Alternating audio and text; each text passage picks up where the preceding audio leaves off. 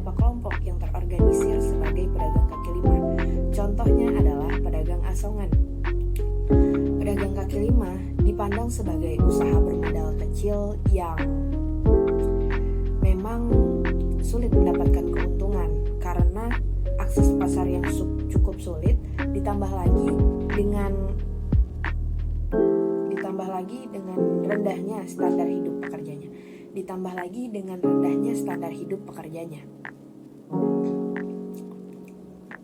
Pedagang kaki lima merupakan salah satu profesi yang paling banyak dipilih oleh masyarakat menengah ke bawah serta pendatang dari desa ke kota, karena dianggap sebagai usaha bermodal kecil yang tidak memerlukan lapangan kerja atau harus menyewa etalase.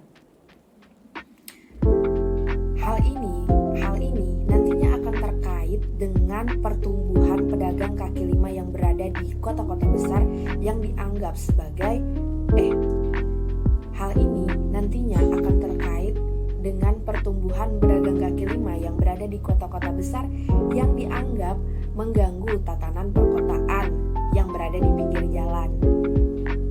Maka dari itu kami akan meneliti bagaimana pandangan pedagang kaki lima serta pandangan masyarakat dan Satpol PP yang bertugas untuk mengatur tatanan kota dari pedagang kaki lima.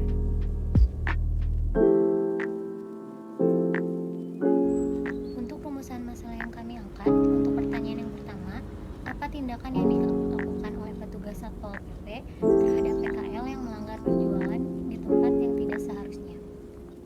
Untuk rumusan masalah yang kedua, bagaimana masyarakat menyikapi keberadaan PKL yang melanggar berjualan di pinggir jalan?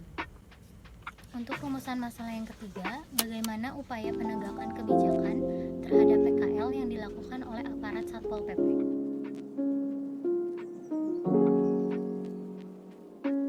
Metode yang kami gunakan dalam penelitian ini berupa metode kualitatif.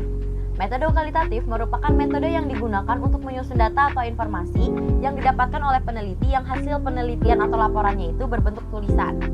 Terdapat berbagai macam metode penelitian kualitatif, yang salah satunya adalah wawancara. Metode ini yang kami gunakan untuk menggali informasi-informasi dari narasumber yang kami perlukan informasinya.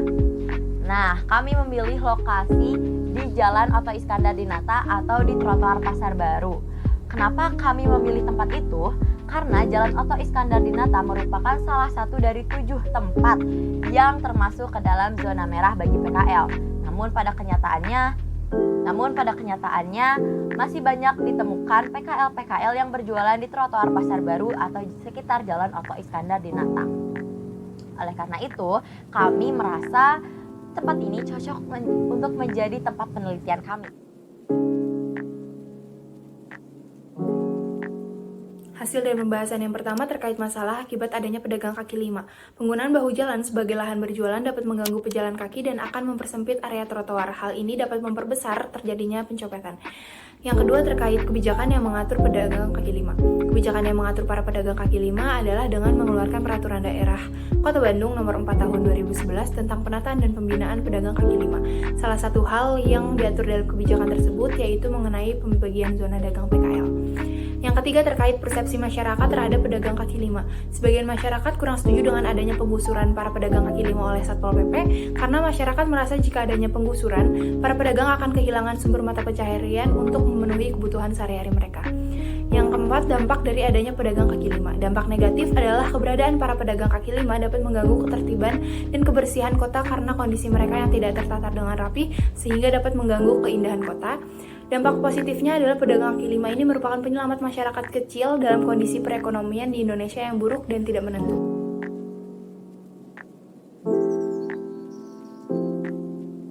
Di sini saya akan memaparkan sebuah simpulan. Kebijakan penataan perdagangan kaki lima di kawasan Kota Bandung merupakan sebuah kebijakan dalam rangka menjadikan kota yang bersih, aman, dan tertib. Kebijakan Peraturan Daerah Kota Bandung nomor 4 tahun 2011 tentang penataan dan pembinaan pedagang kaki lima. Nah, pemerintah di sini menetapkan kebijakan dalam penataan dan penertiban pedagang kaki lima, mengizinkan berjualan pada zona yang telah diperbolehkan atau sudah disediakan oleh pemerintah. Nah, selain itu juga di Kota Bandung ada 7 titik yang termasuk ke dalam zona merah.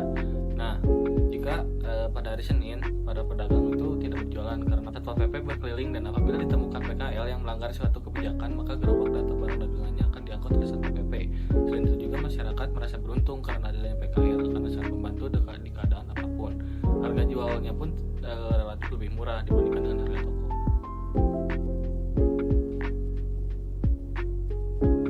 Dari permasalahan yang sudah kita bahas, solusi untuk mengatasi maraknya pedagang kaki lima yang berjualan menggunakan trotoar yaitu dengan cara penertiban pedagang secara damai. Nah, yang pertama, pemerintah atau aparat harus memberikan sanksi bagi pedagang yang menggunakan trotoar atau tempat-tempat lain tanpa perizinan dari pemerintah. Lalu yang kedua, pemerintah harus mencegah atau membatasi terjadinya penambahan bangunan atau bertambahnya kehadiran pedagang kaki lima baru. Yang ketiga, memberikan shift atau jadwal yang bergantian. Apabila jumlah pedagang melebihi kapasitas penempatan pasar, maka dari itu pemerintah harus menyediakan tempat berjualan baru dengan menata fasilitas-fasilitas pedagang dengan baik dan teratur.